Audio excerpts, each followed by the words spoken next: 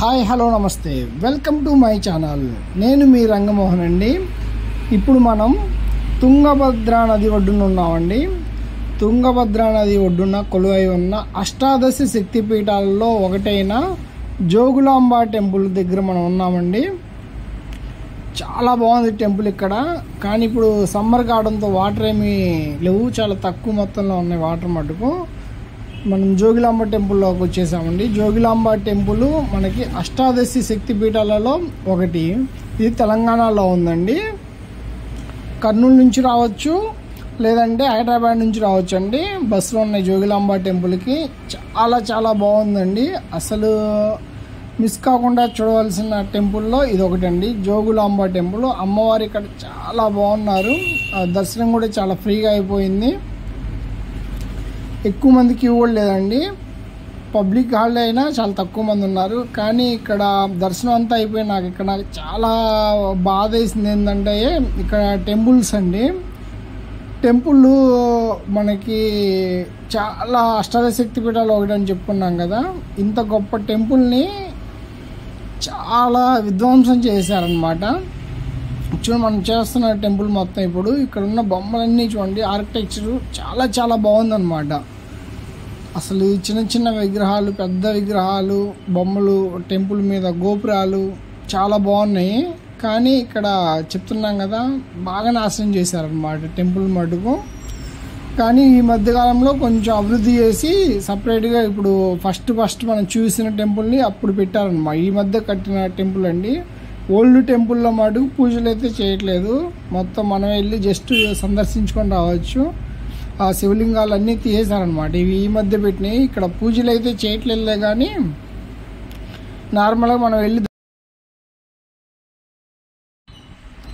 ఈ ఆలయంలో సతీదేవి యొక్క దంతాలు పడ్డాయి అని చెప్తున్న స్థల పురాణం అనమాట. అలాగే ఈ ఆలయాన్ని 1390లో మహమ్మదీ సుల్తాన్ అండి, మామూలు విధ్వంసం కాదు, అసలు టెంపుల్ యొక్క మొత్తాన్ని నాశనం చేశారు. చూడండి, మనం చూస్తున్న వాటిలో కూడా చాలా వరకు గోపురాలు మొత్తం నాశనం చేసి పెట్టారండి. చాలా ఘోరంగా ఉన్నాయి. ఆలయాన్ని మటుకు చాలా చాలా విధ్వంసం చేసి పెట్టారు. ఇప్పుడు చూడండి, ఆకర్షణ మనకి టెంపుల్ పైన గోపురం ఉంటుంది. ఆ గోపురాన్ని ధ్వంసం చేశారనమాట. ఈ మహమ్మదీ సుల్తాన్ 1390లో మొత్తాన్ని నాశనం చేసి పెట్టారండి. అమ్మవారి యొక్క దంతాలు ఇక్కడే పడ్డాయి అన్నమాట. సతీదేవి యొక్క దంతాలు మనకి తెలుసు. అష్టాదశ శక్తిపీఠాల్లో ఇది ఒకటి అని ముందే చెప్పుకున్నాం కదా. టెంపుల్ మటుకు చాలా బాగుందండి. ఇక్కడ మీకు ఒక విచిత్రమైన చూపిస్తా చూడండి. ఫస్ట్ టైం నేను చూడటండి. మీరు ఎవరన్నా చూస్తే తెలిస్తే చెప్పండి. చూడండి, పూల దండ చూస్తుంటాం, కానీ ఇక్కడ బిస్కెట్లతో దండ అండి. బిస్కెట్లతో కొబ్బరి చెప్ప పెట్టి పూలదండ తయారు చేశారు. నేనైతే ఇలా చూడటం ఫస్ట్ టైం అండి. వినాయకుడికి ఫస్ట్ టైము ఇలా బిస్కెట్లు, సాల్ట్ బిస్కెట్స్ ఉంటాయి కదా, మనం తినే సాల్ట్ బిస్కెట్స్, వాటితో కూడా దండ తయారు చేయొచ్చు అని ఇప్పుడే చూసాను అనమాట. చాలా బాగా అనిపించింది ఫస్ట్ టైం. అప్పుడు విధ్వంసం అయిన విగ్రహాల్లో కొన్ని తీసుకొచ్చి బయట పెట్టారండి. వాటికి పూజలు ఏం చేయట్లేదు, జస్ట్ మనం చూడడానికని పెట్టారనమాట, అంతే. చాలా చాలా బాగా వస్తుందండి ఇలా చూస్తుంటే. మన దేవతలు దేవుళ్ళ విగ్రహాలు ఇలా నాశనం అయిన. ఇక్కడ మనం బాగా చింతించవలసిన విషయం ఒకటి ఉందండి. టెంపుల్ని మహమ్మదీ సుల్తాన్లు నాశనం చేశారని తెలుసు 1390లోని. కానీ గుడి మధ్యలో దర్గా ఉండిద్దండి. సరే, దర్గానే కదా అనుకుంటే లేదు, దాన్ని దర్గాని అనుకొని అప్పట్లో వాళ్ళు చనిపోయిన సమాధులు అక్కడే పెట్టారండి. మన దౌర్భాగ్యం చూడండి. అసలు దేవుళ్ళకి ఎవరైనా అంటొస్తేనే అంటని మన దేవుళ్ళకి రానివ్వం. గుడి మధ్యలో శ్మశానం ఉందండి. అది మనం దీన్ని చాలా ఆలోచించి ప్రభుత్వాలు దీన్ని పరిష్కరించాల్సిందే. ఎందుకంటే ఇది టెంపుల్ ఎప్పటి నుంచో ఉంది. దానికి నాశనం చేసింది మహమ్మదీ సుల్తాన్ అని తెలుసు. వాళ్ళ సమాధులను అక్కడే పెట్టారు. ఇది అసలు చాలా బాధాకర విషయం. చూడండి, టెంపుల్ అసలు ఎలా ఉండేదాన్ని, అసలు గోపురం లేపబడేశారు.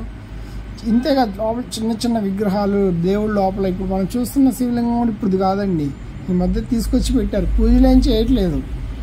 అసలు గుడి చుట్టూరు, టెంపుల్ చుట్టూరు చూడండి అన్ని నాశనం చేసిన విగ్రహాలన్నీ ఇలా పెట్టేసి ఇలా ఉంచారనమాట. ఇంత ఘోరంగా చేస్తారని మనం ఊహించలేదండి. ఔరంగజేబు చాలా వరకు మన టెంపుల్స్ నాశనం చేశాడని తెలుసు. ఈ మహమ్మదీ సుల్తాన్ ఇతను ఒకడు కూడా చాలా వరకు నాశనం చేసి పెట్టాడండి. అసలు మామూలు నాశనం కాదు, వాళ్ళు చూస్తే ఆశ్చర్యం వేసేసిద్దండి.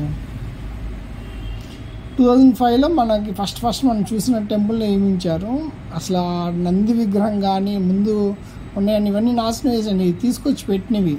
ఇక్కడ ఇంకా చుట్టుపక్కల ఉన్నాయన్నీ దీని ఆపోజిటే ఉండిద్దండి. కరెక్ట్గా చుట్టుపక్కల మొత్తం ముస్లిమ్స్ ఉన్నారు, దర్గా ఉంది, మొత్తం ఆక్రమించేశారు. అసలు చూడండి ఎలా ఉంది దర్గా. కానీ ఇక్కడ టెంపుల్లో మటుకు పూజలు మటుకు బాగా చేస్తున్నారండి పూజారి గారు. ప్రతి ఒక్కరికి హారతి ఇచ్చి పంపేయడం కానీ, పూజలు చేయడం కానీ బాగా చేస్తున్నారు. అమ్మవారు ఇక్కడ జోగులాంబ దేవత తలపై తేలు, కప్ప మరియు బల్లితో ఉన్నారండి. మనకి అలంకరించడం వల్ల అంతగా పర్టికులర్గా కనిపించలేదు, కానీ పూజారి గారు చెప్పారనమాట. అమ్మవారు ఇక్కడ శవం మీద కూర్చొని ఉంటుంది, ఉగ్ర రూపంలో ఉంటుందని చెప్పారు. కానీ మేము వెళ్ళినప్పుడు చాలా ప్రశాంతంగా అసలు చాలా బాగా జరిగిందండి. అమ్మవారు కూడా చాలా కూల్గా ఉన్నట్టు కనబడింది.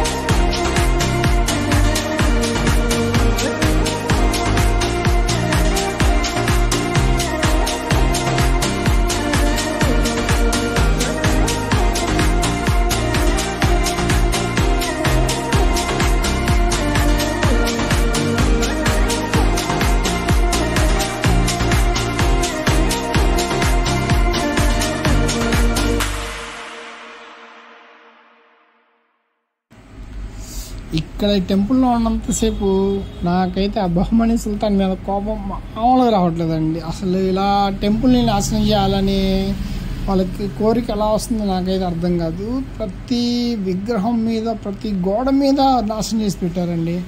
వాళ్ళకి ఇదే ఎన్ని రోజులు పట్టిందో కానీ ఈ టెంపుల్ని కట్టడానికి చాలా రోజులు పట్టి ఉండొచ్చు, కానీ నాశనం చేయడం మటుకు వాళ్ళకి చాలా తేలికైపోయింది. చాలా ఘోరంగా మనకి సజీవ సాక్ష్యాలండి.